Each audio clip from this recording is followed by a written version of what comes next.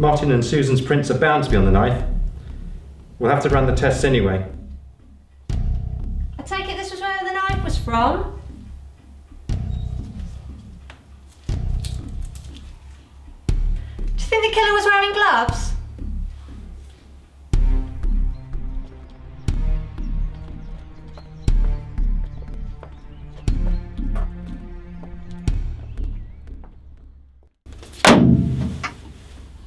You've had previous encounters with the police regarding Martin Edwards, which is why you were, naturally, our first suspect. Suspect? What's this all about? Mr. Edwards was found dead in his home this morning, stabbed in the back with a kitchen knife. We wondered if you knew anything about it. Look, Martin made me redundant 6 months ago. We never did see eye to eye. So when it came to making staff cuts, his prejudice made sure I was the first one out. I got angry, made rash decisions, threw bottles at his house and banged on the door, that sort of thing.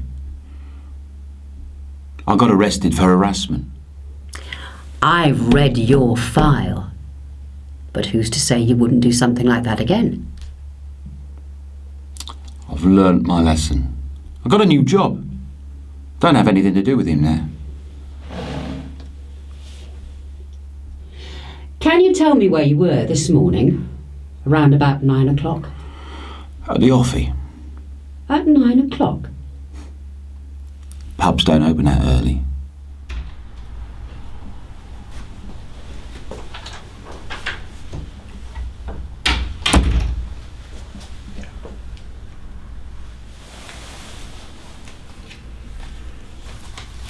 Now, I know this will be hard for you, but we need to hear your accounts of the events that occurred this morning.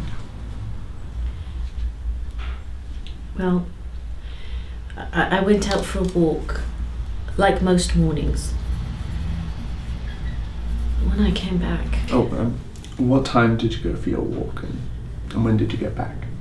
It must have been about 8:30 when I went out. And I got back at 9:15. Okay. And where did you go during this time?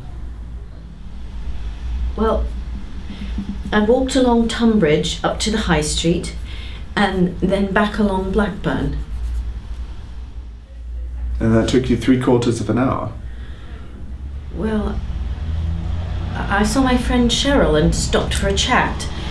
And then I went into the post office for a few things. Fine. You won't mind if I ask another officer to go down and check that out? Okay, I didn't go to the post office. I was seeing Frank.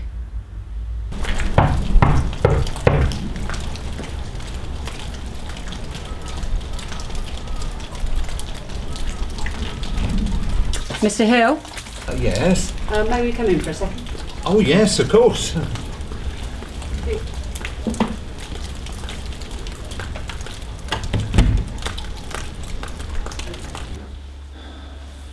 Susan Edwards says she was visiting this morning. Was she acting out of character or anything that might have raised your suspicions? Martin's wife? I don't have anything to do with her. We know you're having an affair with her, so there's no point in trying to cover it up. All right, but I don't want this to get round. I'm a respected member of the community. It'd damage my reputation. We're not interested in your relationship with her, but what we do want to know is if she was acting any differently. Anything at all. I still don't know what you're talking about. She hasn't even been round this morning. I've been here all day. We've spoken to Mr. Hill. He says he didn't see you. He says you haven't been around all morning. But I was there. I tried to call him, but his mobile was on the side. Well, you do believe me, don't you? It's what we're trying to determine. Someone murdered your husband this morning, and we're simply trying to find out who. But it wasn't me. I know I've been unfaithful, but I didn't kill my husband. Okay. Okay. Let's say for argument's sake you're telling the truth. How did you get into Frank's house if he wasn't there? We have each other's keys, so I let myself in. But he wasn't there, so I went back home. And when I got back to mine, I found Martin. Ben. Mom, we just had a witness say they saw a possible suspect entering and leaving Martin's house around the time of the murder. Who is it? Mr. John Taylor, co-owner of Taylor Edwards Limited.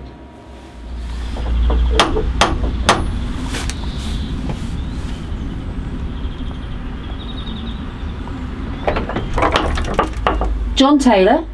Yes, can I help? We have a few questions. We wonder whether you could come down to the station with us. At around 9 o'clock this morning, Martin Edwards was found murdered in his home. What? But I only saw him this morning. Which brings us on to our first question. Why were you visiting Mr. Edwards?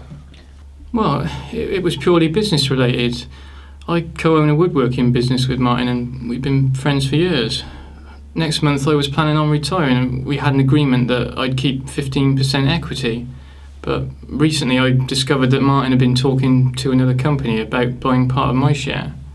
So you went to settle the dispute? Yeah, he was expecting me. In the end we came to the decision that I'd carry on for at least another 6 months until we could come to a more permanent solution. And in the meantime, I'll be keeping my half of the business. So there were no arguments? Nothing got out of hand? No, it was all settled peacefully. But now that he's dead, what will happen to his share? I really haven't thought about that. When we drew up our contract, we decided that if either of us were to pass away, then the other would take over their half of the business. Do you think that would be a big enough incentive for you to kill him? No, we've been friends for years. This is all just such a shock. I understand. But when you were visiting the house, where exactly did you go? Take us through it. From the front door, we went straight through into the lounge. He offered me a drink, sat down and had a civilised conversation. And the lounge was the only room you went in? Yeah, I stayed for about 20 minutes and then left the way I came in. Approximately what time did you leave? It must have been just before 9 o'clock.